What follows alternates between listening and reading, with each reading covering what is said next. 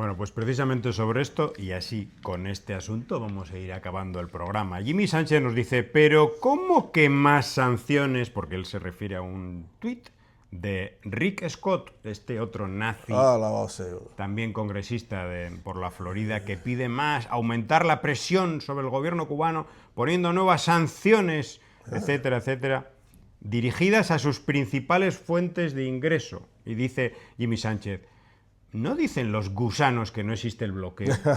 ¿Que los problemas de Cuba son culpa del gobierno cubano? Eso es lo malo de ser mentiroso y manipulador. Al final las caretas se caen solas. Se lo dice a Mario J. Pentón, este pseudoperiodista y funcionario del gobierno de Estados Unidos, que está todo el día diciendo que no hay bloqueo, que todo es culpa del gobierno cubano, pero luego está narrando cómo Rick Scott pide más sanciones contra todas las fuentes de ingreso de Cuba. A ver, que me explican si no hay bloqueo, cómo se entiende eso. Y ya finalmente acabamos con un post que a mí me ha parecido realmente muy acertado, por parte de Fernando Rasber, este periodista uruguayo, muy bueno, que estuvo, muy bueno, bueno, que yo sepa, creo que sigue viviendo en Cuba.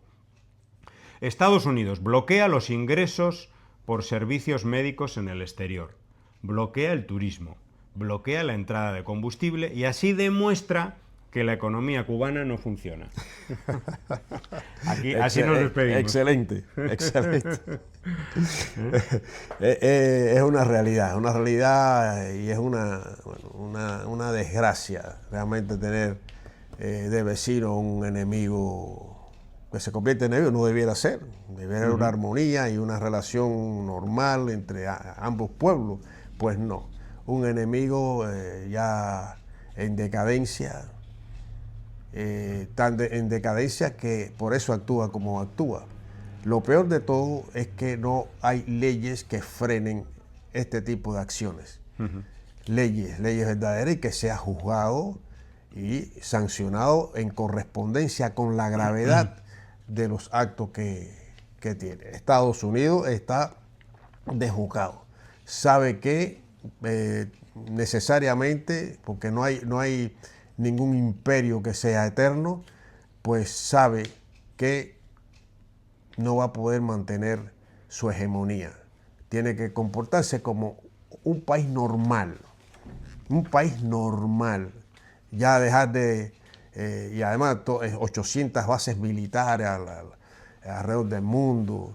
Todas esas cosas tienen que ya tiene que ser cosa del pasado. Está presente, pero cosas del pasado en la medida que vaya cayendo y vaya esa hegemonía que pretende mantener a toda costa y que provoca guerras y crímenes por donde quiera que sea. Caso de Irán también es muy representativo.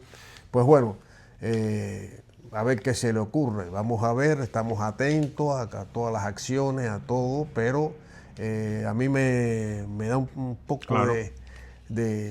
Bueno, esto preocupación. Preocupación, es una preocupación, y esa preocupación es un factor psicológico negativo en las mentes de un pueblo, porque es una amenaza y uno dice, ¿y por qué me amenaza este? Es como el vecino que te esté amenazando, pero ¿por qué amenaza? Yo no he hecho nada, porque yo no te he hecho nada a ti. O sea, es algo, la enajenación al máximo en estos momentos. Y bueno, amigas y amigos, ustedes también serán siempre muy importantes, su sentimiento solidario y sus acciones solidarias para con el pueblo cubano siempre será muy importante.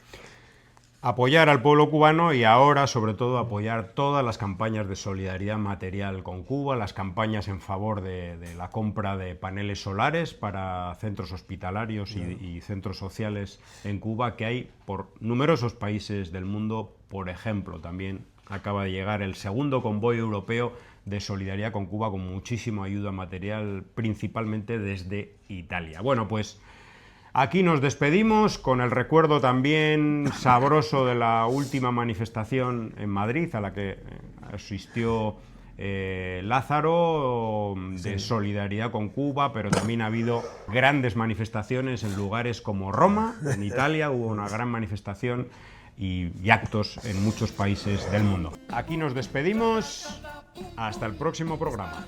Hasta el próximo programa. Sigan con Cuba. El pueblo cubano no los defraudará. Hasta el próximo programa. Disparando vengo, pum, pum, ratatata, pum, pum.